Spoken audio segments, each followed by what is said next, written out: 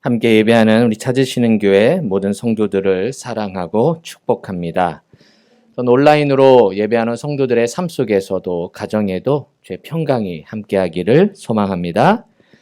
오늘은 본문을 중심으로 씨 뿌리는 바보라는 제목으로 하나님의 말씀을 전할 때 은혜의 시간이 되시기를 소망합니다. 서로께 인사하겠습니다. 성도님 때문에 우리 교회는 부흥할 것입니다. 성도님 때문에 우리 교회는 부흥할 것입니다. 아멘입니까? 한 젊은 의사가 있었습니다. 그는 유명한 대학병원에 근무하거나 의료계의 권위자는 아니었습니다. 그렇다고 학계에 뚜렷한 업적을 남긴 의학자도 아니었습니다. 그런데 그가 세상을 떠나자 많은 이들이 그에 대한 추억을 잊지 못하고 그를 그리워합니다. 사람들이 그를 그리워하는 이유는 여러 가지입니다. 그 중에 많은 사람이 제일 꼽은 것은 그가 참 의사였기 때문입니다. 병실에 한 환자가 누워 있습니다. 병실 문이 열리자 의사 가운을 입은 한 청년이 환자 곁으로 다가갑니다. 그리고 환자의 앙상한 손을 다정하게 잡고 아주 조그만 소리로 기도하기 시작합니다. 여호와 라파 치유의 하나님, 우리 환자분의 병을 낫게 하여 주시고 좀 더 시간을 주셔서 사랑하는 가족들의 얼굴을 더 보게 하시고 무엇보다 예수님을 믿고 신앙을 고백하는 성도가 되게 하옵소서. 저는 치료할 뿐이니 우리 주님께서 몸과 영혼을 깨끗하게 치유하여 주실 줄로 믿습니다. 이렇게 이 청년 의사는 환자가 입원하는 첫날부터 한밤중이면 찾아와 침대 곁에서 기도해 주었다고 합니다. 솔직히 처음에 이 청년 의사의 이러한 행동에 거부감이 들은 사람들도 많았다고 합니다. 예수가 누군지도 모르는데 자꾸 예수한테 고쳐달라는 게 우습게 들렸던 것이지요. 그러던 어느 날이었습니다. 이 환자에게 우울한 마음이 찾아옵니다. 죽으면 그만이지 이깟 주사는 뭐하러 맞나? 이런 마음이 들면서 이 환자는 링거 바늘을 빼내고 행패를 부립니다. 병실 바닥은 피로 물들었고 같은 병실의 환자들도 놀라 소리를 지릅니다.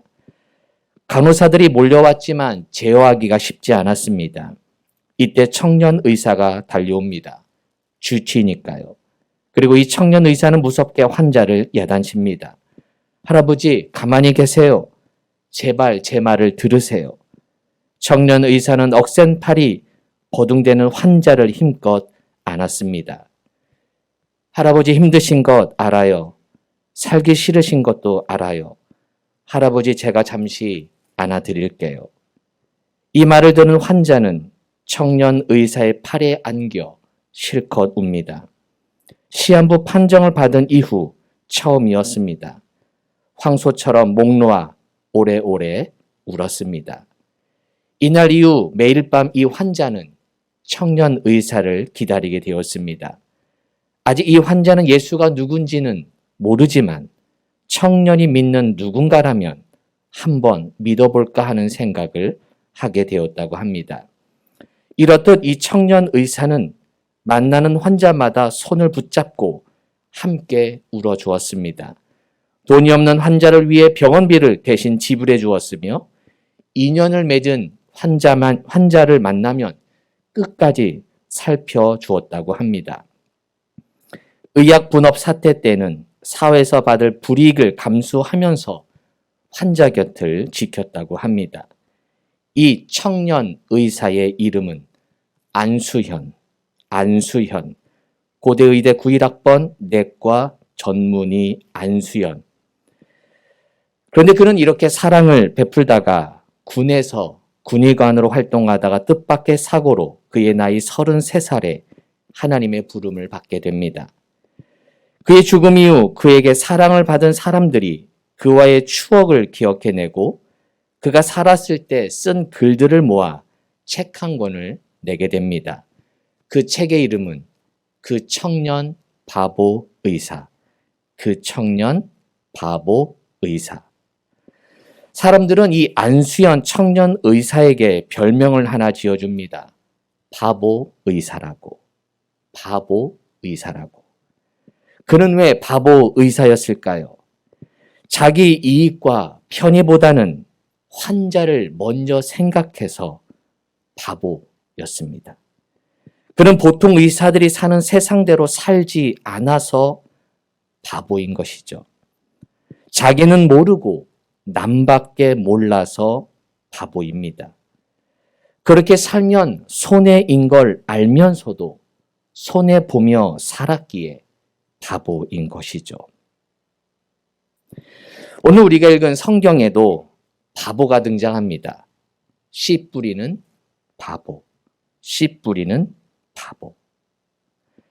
왜 씨 뿌리는 자가 바보일까요? 좋은 씨를 준비해서 땅에 씨를 뿌립니다. 그런데 어떤 씨는 길가에 떨어져서 새들이 와서 먹어버립니다. 어떤 씨는 돌밭에 떨어져 뿌리가 없어서 햇볕에 말라 죽게 되죠. 어떤 씨는 가시떨기에 떨어져서 가시 때문에 기운이 막아 죽게 됩니다. 그런데도 씨 뿌리는 자는 계속 씨를 뿌립니다. 길가에 떨어지는 것을 알면서도 뿌립니다. 돌밭에 떨어져 분명히 죽을 것을 알면서도 씨를 뿌립니다. 가시떨기에 떨어져 열매 맺지 못할 것을 알면서도 씨를 뿌립니다. 그래서 씨 뿌리는 바보인 것이죠. 예수님이 이 씨 뿌리는 자의 비유를 제자들에게 주시게 되는데 그 이유를 알게 되면 이 비유의 이유를 해석을 알게 되는데요. 이 씨 뿌리는 자의 비유를 크게 두 가지 입장에서 해석을 할 수 있습니다.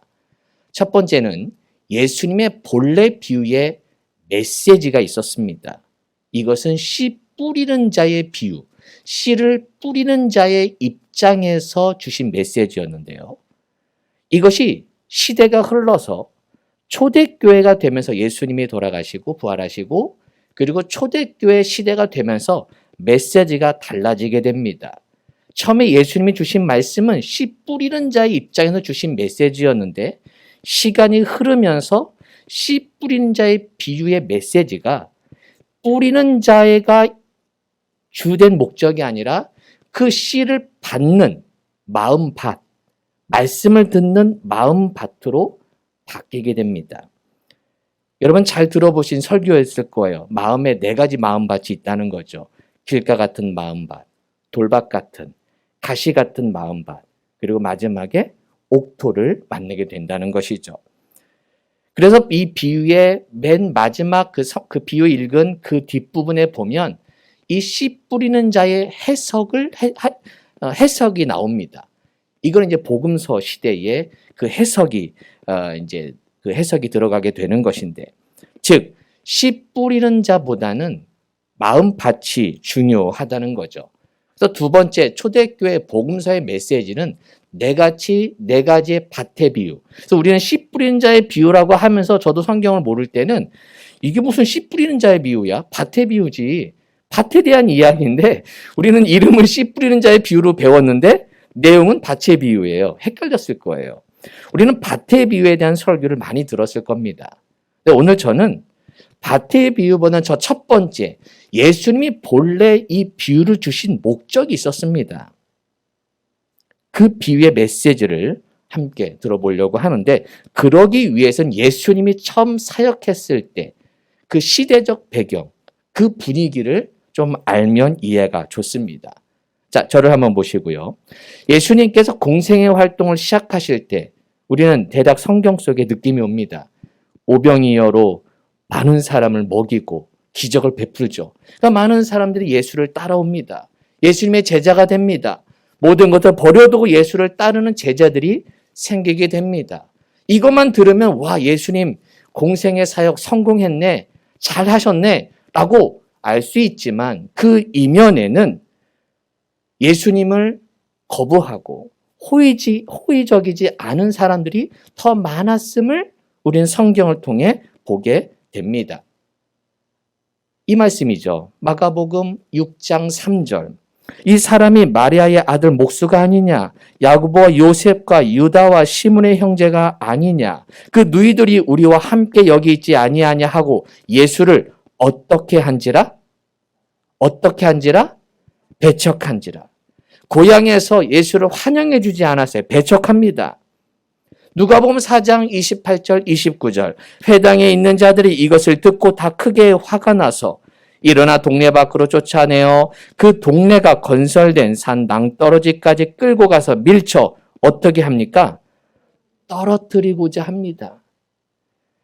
설교하는데 그 설교자를 몰아서 낭떠러지까지 쫓아내서 죽이려고까지 합니다.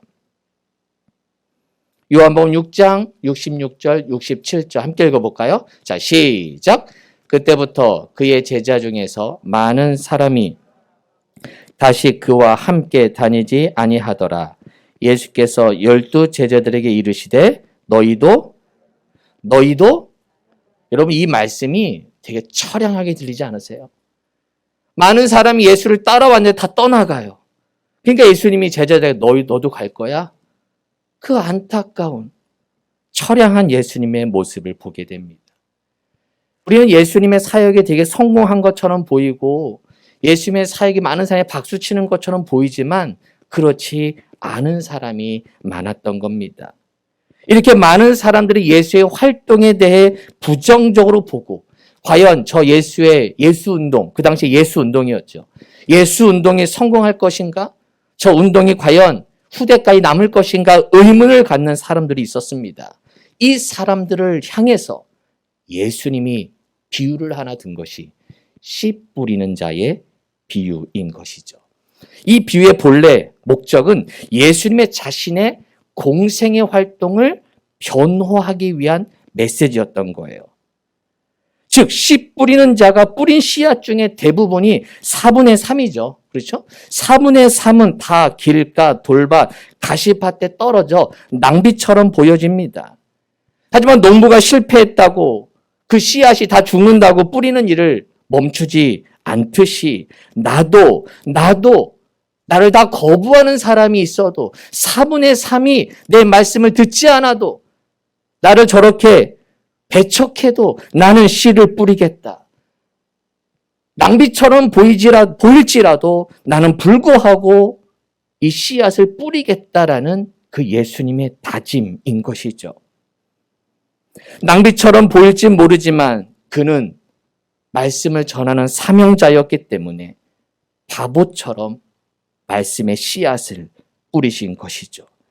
누가 받든지 안 받든지 예수님은 열심히 씨앗을 뿌리셨습니다. 길가 같은 사람들이 많았습니다. 예수님의 말씀을 들으려 하지 않고 그분을 무시합니다. 그러나 주님은 말씀을 뿌립니다. 돌박 같은 마음들도 있었습니다. 듣기는 하지만 환난과 박해가 오자 믿음을 저버립니다. 예수를 부인하고 떠납니다. 그래도 예수님은 복음의 씨앗을 뿌립니다. 예수님 주변에 가시떨기 같은 사람들도 많았습니다. 가시떨기가 사람을 찌르듯 마음을 아프게 하는 사람들이 많이 있었습니다. 그래도 예수님은 실망하지 않고 말씀의 씨앗을 뿌렸던 것이죠. 예수님을 사역하면서 호의적이지 않은 사람들을 만났지만 그분은 결코 씨 뿌리는 일을 멈추지 않았던 것이죠. 하나님 나라를 선포하는 일을 포기하지 않은 겁니다. 씨를 뿌리셨습니다. 눈물로 씨를 뿌리신 거죠. 바보처럼 말입니다. 그런데 어떤 일이 일어납니까? 바보 같은 씨를 뿌렸어요. 4분의 3이 다 낭비되는 것처럼 보였어요. 그런데 어느 씨앗이 좋은 땅에 떨어집니다. 그랬더니 열매를 맺는데 어떻게 맺어집니까? 마태복음에 보면 100배, 60배, 30배. 마가복음에 보면 30배, 60배, 100배로 마가복음에서 마치 점점 확장되는 듯한 그런 메시지처럼 점점 숫자가 커지죠. 점진적인 부흥을 보여주는 겁니다. 자, 30배, 60배, 100배, 100배, 60배, 30배. 무엇을 의미합니까? 낭비처럼 보이지만 결국 그것이 한 옥토에 떨어지는 순간 그 낭비된 그 이상으로 더 풍성히 열매가 맺어질 것이라는 그런 복음의 메시지임을 믿으시기를 축복합니다. 그렇습니다. 예수님의 사역은 낭비처럼 보이고 바보처럼 보였지만 그렇지 않다는 거예요. 결국 마지막은 더 풍성히 맺어질 것이다. 내 사역은 많은 사람들이 내가 하는 모습이 마치 바보처럼 보이고 왜 저렇게 무식하게 하실까라고 보이지만 결국 마지막에는 좋은 땅에 떨어지는 순간 낭비가 아니라 더 많은 열매를 맺게 된다라는 주님의 사역의 변호의 말씀인 것이죠. 여러분 재미있는 거는 이 마태복음 13장 우리가 보았는데 그 씨 뿌린 자의 비유 다음에 나온 비유들이 잘 보면 다 바보 같습니다. 마태복음 13장 31절 32절 한번 화면 한번 보시고 성경 보셔도 되고 겨자씨 비유 잘 아시죠? 읽지 않아도 아실 거예요.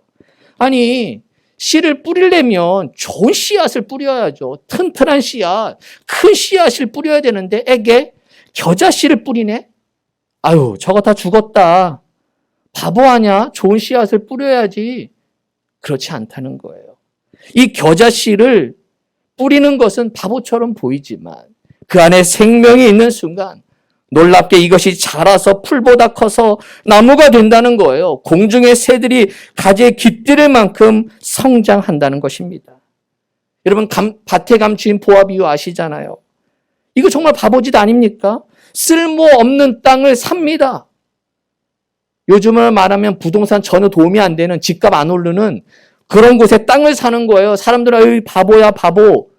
하지만 그는 알아요. 그 땅 밑에 보화가 있는 것을 알기에 그만한 가치가 있는 걸 알기에 바보짓을 하죠. 손해 같지만 결국 마지막은 손해가 아니라 복임을 된다는 것을 비유로 말씀하시는 겁니다. 천국은 이렇게 바보들이 가는 곳입니다. 천국은 바보들이 가는 곳입니다. 시작! 옆 사람 쳐다보시면서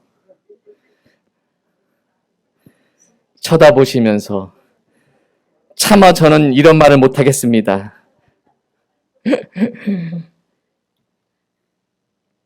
저는 이런 바보들이 사랑스럽습니다. 작은 교회를 섬기는 바보들, 대형 교회 가면 교회에 빠지거나 늦게 와도 티가 나지 않는데 이것을 포기하고 교회 빠지면 티나고 작은 교회 선택하는 바보들이 계십니다. 편한 교회가 아닌 섬길 교회를 선택한 바보들이죠. 저는 이런 바보들이 사랑스럽습니다. 담임 목사의 뻔한 광고에 순종하는 바보들이 계십니다. 예배 참석하세요. 함께 기도합시다라는 담임 목사의 뻔한 광고에도 이것을 하나님의 말씀으로 듣고 바쁜 시간 내서 순종하려고 애쓰는 바보들이 계십니다. 순종이 제사보다 낫다고 믿는 바보들이죠. 저는 이런 바보들이 사랑스럽습니다. 누가 봐도 낙심할 일인데 이겨내는 바보들이 계십니다. 신앙생활 하다 보면 상처받고 오해가 생기고 누가 봐도 낙심해야 될 상황인데 이것을 이겨내고 당당히 교회 지키고 사명 감당하는 바보들이 계십니다. 교회는 사람 보고 다녀야 하는데 하나님 보고 다니는 바보들이 계셔요.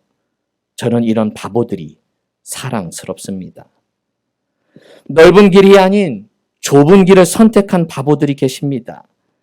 매 순간 넓은 길이 우리에게 주어집니다. 많은 사람들이 가는 길입니다. 그래서 그 길을 선택하지 않고 좁은 길, 가지 않는 길, 고난의 길, 십자가 길을 선택하는 바보들이 계십니다. 저는 이런 바보들이 사랑스럽습니다. 부모님과 함께 예배하는 바보 자녀들이 계십니다.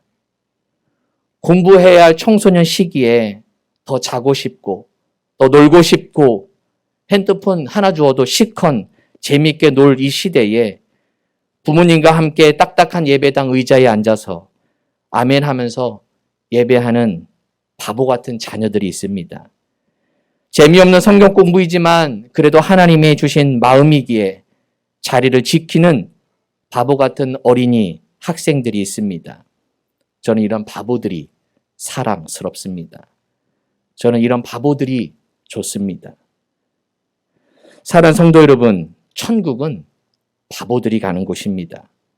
예수님 때문에 바보가 된 사람들이 가는 곳이죠. 제가 설교 서론에 그 청년 바보 의사 이 책을 소개했는데 왜 사람들은 그를 바보라고 부를까요? 그는 생명을 사랑한 참 의사였기 때문입니다. 참 의사는 바보 의사이죠. 영혼을 사랑하는 참 성도, 영혼을 사랑하고 하나님 사랑하는 바보 같은 성도가 참 성도인 것이죠. 바보 성도가 참 성도이다. 바보 성도가 참 성도이다. 시작!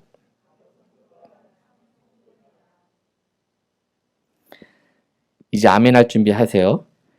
영혼을 사랑하는 씨 뿌리는 바보들이 많아지는 우리 찾으시는 교회가 될 줄로 믿습니다.